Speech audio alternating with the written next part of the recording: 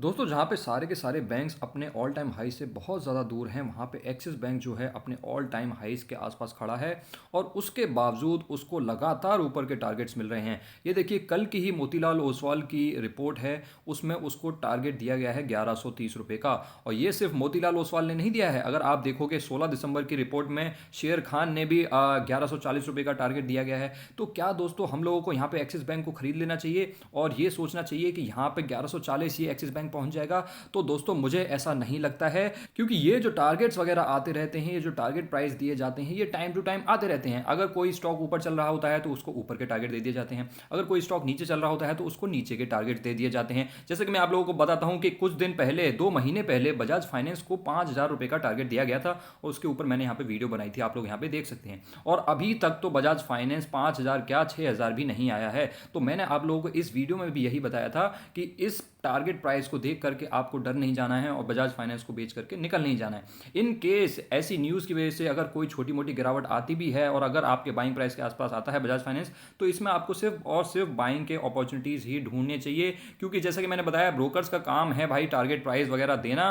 ऊपर जा रहा होता है स्टॉक तो ऊपर के टारगेट दे देना, नीचे जा रहा होता है तो नीचे के दे देना। और उसमें भी ये होता है कि अगर कल को एक्सिस बैंक नीचे जाना शुरू कर देगा तो इन लोगों को अपना जो टारगेट प्राइस है इसको रिवाइज करने में बिल्कुल भी देरी नहीं लगती है। अगर मैं आप लोगों को बताऊं तो बंधन बैंक को कोविड के टाइम पे 60 रुपए का टारगेट दिया गया था, बजाज फाइनेंस को 1600 रुपए का टारगेट दिया गया था। तो उसके आसपास भी नहीं भटके ये दोनों के दोनों स्टॉक। अब आप मुझे बताइए, बंधन बैंक 60 रुपए तो क्या कभी 200 रुपए के आसपास तक भी नहीं आया है। तो आप लोगों को ये जो टारगेट्स वगैरह आते हैं, इन चीजों को देख करके ट्रेडिंग नहीं करनी चाहिए। दूसरा एक और इंपॉर्टेंट चीज मैं आप लोगों को बता देना चाहता हूं, क्योंकि निफ्टी 50 में आप लोगों को पता है कि जो वेटेज है वो टाइम टू टाइम चेंज होता रहता है, जिसकी वजह से आउटफ्लो और इनफ्लो चलता रहता है। और अभी यहाँ पे निफ्टी 50 में दिसंबर के एंड में, यानी कि 30 दिसंबर से यहाँ पे जो वेटेज है वो चेंज होगा, जिसमें एक्सिस बैंक में आप $57 मिलियन का आउटफ्लो एक्सपेक्ट कर सकते हैं। क्योंकि निफ्टी में तो इसका वेटेज बढ़ेगा, लेकिन बैंक निफ्टी में जो वेटेज है वो नीचे चला जाएगा। तो जो ETFs हैं, जो फंड्स हैं,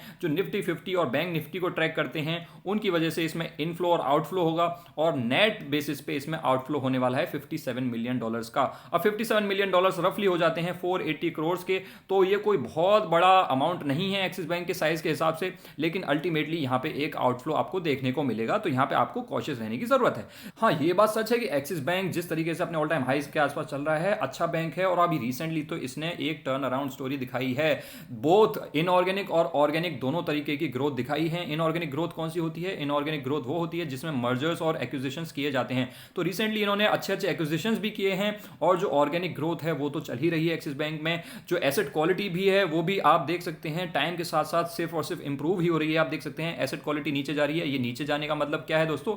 नीचे जाने का मतलब है कि ये क्वालिटी इंप्रूव हो रही है, क्योंकि ये एसेट क्वालिटी नीचे नहीं जा रही है, ये एनपीएस नीचे जा रहे हैं, ग्रॉस एनपीएस, नेट एनपीएस। अगर एनपीएस नीचे जाएंगे तो यानी कि क्वालिटी जो है वो इंप्रूव हो रही है। लेकिन ये सारी की सारी चीजें जो हैं एक्सिस बैंक के प्राइस में ऑलरेडी फैक्टर्ड इन है। अगर आप इसके चार्ट को देखोगे तो ये देखिए अपने ऑल टाइम हाइज पे खड़ा है। जहां निफ्टी बैंक को देखिए आप, कोटक बैंक को देखिए आप, एचडीएफसी बैंक को देखिए आप, सबके सब अपने ऑल टाइम हाइज से बहुत ज्यादा दूर हैं, अच्छा खासा गिरे हुए हैं। कोविड के बाद उतनी अच्छी रिकवरी नहीं आई है, लेकिन एक्सिस बैंक जो है बहुत ज्यादा चढ़ा बैठा है। दोस्तों अच्छा बैंक है और इसमें एक टर्न अराउंड स्टोरी भी है, री रेटिंग के चांसेस भी हैं, लेकिन सारी चीजें ऑलरेडी इसमें फैक्टर इन हो गई हैं। और जैसा कि मैंने आप लोगों को पहले भी बताया कि अच्छा स्टॉक तो सबको पता होता है, अच्छा स्टॉक तो सब लोग बता देते हैं, अच्छे स्टॉक को अच्छे प्राइस पे खरीदना भी उतना ही इंपॉर्टेंट है। और मुझे ऐसा लगता है कि ये 1140 तो अभी नहीं लगाएगा, अगले 2-3-4 महीनों में तो मुझे नहीं लगता कि 1140 या 1130 के जो भी टारगेट दिए गए हैं वहां तक ये अभी जाएगा। इसमें आपको थोड़ा सा वेट एंड वॉच करना चाहिए अगर आप इसको खरीदने की सोच ही रहे हैं। तो अगर मुझे इसको खरीदना होगा तो दोस्तों मैं तो इसको इस रेंज के आसपास खरीदूंगा, जो है 800 से 850 की रेंज। इससे पहले मैं इस स्टॉक में हाथ भी नहीं लगाऊंगा, चाहे ये 1140 जाए, चाहे ये 1540 जाए, मुझे उस बात से कोई मतलब नहीं है। लेकिन यस, मुझे नहीं लगता कि ये 1140 in short to mid term जाने वाला है। आपको यहाँ पे पहले थोड़ा सा पुल बैक देखने को मिलेगा, थोड़ा सा डाउनफॉल देखने को मिलेगा, तभी ये आगे की आपको कोई रैली दिखाने वाला है। सो इन सारी रिपोर्ट्स को देख करके, इन सारे टारगेट्स को देख करके सीधे सीधे बाइंग नहीं कर लेनी होती है। दूसरा, इनका कोई टाइम फ्रेम फिक्स नहीं होता है कि 1140 जाएगा, वो तो जाएगा ही, कभी ना कभी तो जाएगा ही, लेकिन कब तक जाएगा ऐसा कुछ बताया नहीं जाता है, जिसकी वजह से आप इनको इस तरीके से डायरेक्टली बाय नहीं कर सकते हैं।